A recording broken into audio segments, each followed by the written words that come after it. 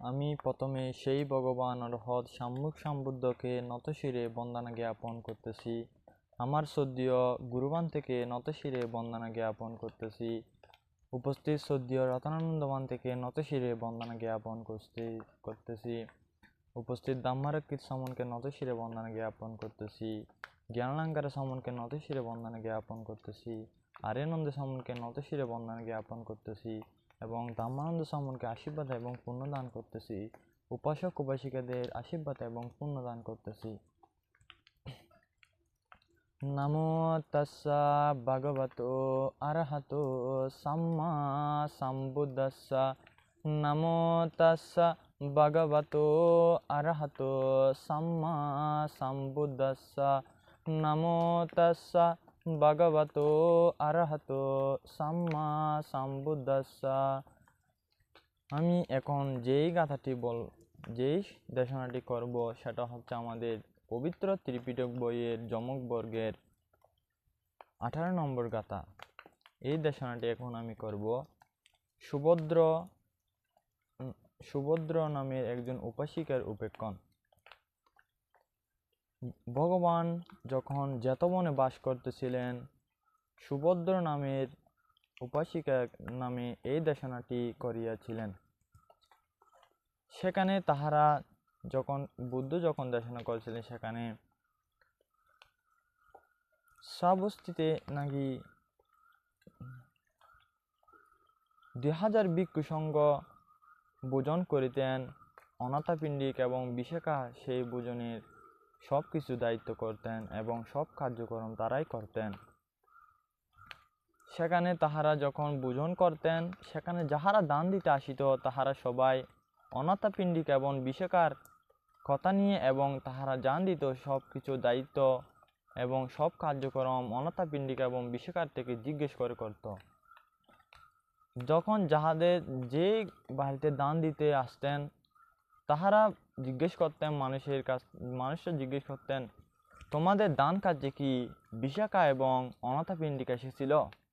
না, আসে নাই বলে যদি বলেন, তাহারা বলতো, শত হাজার টাকা যদিও ব্যয় করে আপনি দান করেন, সব কিছু যখন দান করবেন, সেখানে যখন বিশাখা অথবা অনাথাপিণ্ডিক আসে নাই এই কথা শুনেন, তাহলে এটা কি দান বলে উপহাস করিতেন। কারণ তাহারা যখন বিশাখা এবং অনাথাপিণ্ডিক যখন থাকতো, সেই সময় ভিক্ষু সমন সবাই ভালোভাবে ভোজন করতে পারত এবং তাহারা দুজন জানতো কোন বান্তে কিভাবে ভোজন করেন এবং সব বান্তে সম্বন্ধের সম্পর্কে তাহাদের অভিজ্ঞতা ছিল। তারা যদি থাকে সেখানে ভান্তারা যথারুচি আহার গ্রহণ করতে পারেন, আর তাহারা যদি না থাকে তেমন একটু ভিক্ষু সমনরা আহার গ্রহণ করতেন না। সেজন্য তাহারা অনাথাপিণ্ডিক এবং বিশাখা একদিন ভাবতে লাগিলেন, আমি যদি কোথাও চলে যাই অথবা আমি যদি মৃত্যুবরণ করি, আমার এই দান কার্য কে গ্রহণ করবে? এই বান্তেদের কে এভাবে দান করবে? কেউ তো আর দান করবে না, এভাবে তো কেউ পারবে না মনে হয়। আমার পুত্র সন্তান তারা হয়তো পারবে, তাদের এই কাজের ভার আমি তাদেরকে দিই। তাহার পুত্র সন্তানকে ডেকে তিনি বলতেছে, পুত্র, তোমরা গিয়ে বান্তেদের আমি যেরকম ভাবে পূজা করি, ভোজন গ্রহণ করার সময় বান্তেদের যেভাবে স্বয়ং দিই, এভাবে তোমরা কি পারবে? হ্যাঁ, পারবো আমরা। এভাবে আচ্ছা, তাহলে আজ থেকে তোমরাই ভিক্ষু সংঘকে ভোজনের সময় তোমরাই সবকিছু করবে। আচ্ছা মা, তাহলে ঠিক আছে। তারা দুজন করত এবং বিশাখা সেদিন দেশনা শুনতে শুনতে সক্রিয়তাগামী ফলে প্রতিষ্ঠিত হয়েছিলেন এবং অনাথাপিণ্ডিকও সে সময় তাহার পুত্রকে দিয়ে তিনিও দেশনা শুনতে শুনতে কিছুদিনের মধ্যে তিনিও সক্রিয়তাগামী ফলে প্রতিষ্ঠিত হয়েছিলেন।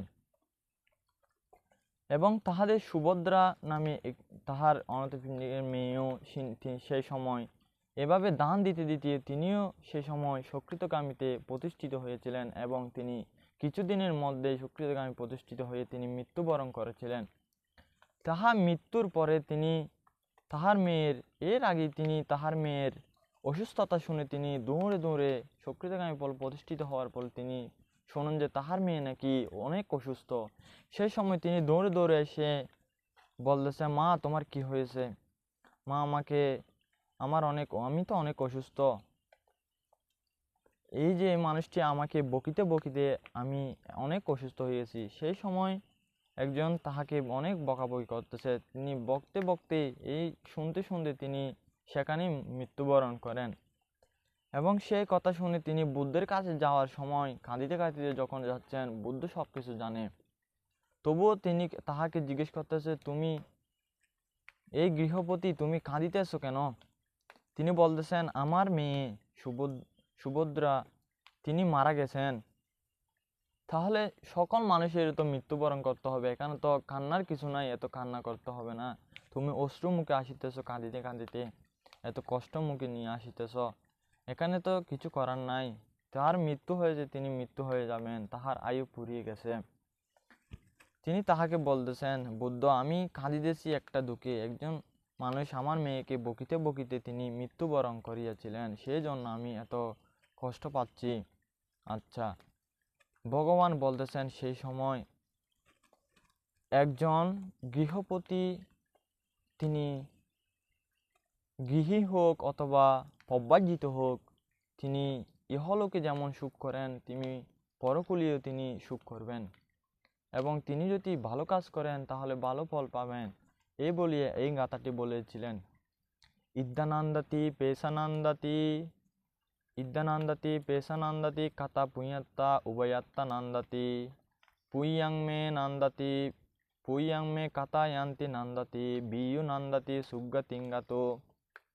একজন সেখানে একটি উদাহরণ দিয়েছেন, আপনি ইহলোকে পরলোকে যদি সুখ করেন, ভালো কাজ করেন, তিনি তাহলে পরপারেও গিয়েও আপনি সুখ করতে পারবেন। আপনি যদি সেখানেও ভালো কাজ করেন অথবা খারাপ কাজ করেন, খারাপ কাজ করলে আপনি খারাপটাই ফল পাবেন এবং আপনি নরকে যাবেন। এই বলি আমার সংক্ষিপ্ত দেশনা এখানে শেষ করতেছি। আবারও আমি সেই ভগবান অরহৎ সম্যক সম্বুদ্ধকে নতশিরে বন্দনা জ্ঞাপন করতেছি। আমার উপস্থিত শ্রদ্ধেয় রতনানন্দ বান্দিকে নতশিরে বন্দনা জ্ঞাপন করতেছি। শ্রদ্ধেয় বড় সমনদের নতশিরে বন্দনা জ্ঞাপন করতেছি এবং ছোট সমনকে আশীর্বাদ এবং পুণ্যদান করতেছি। সাব্বে সত্তা সুখিতা হান্তু, জগতে সকল প্রাণী সুখী হোক, দুঃখ থেকে মুক্তি লাভ করুক। সাধু সাধু সাধু।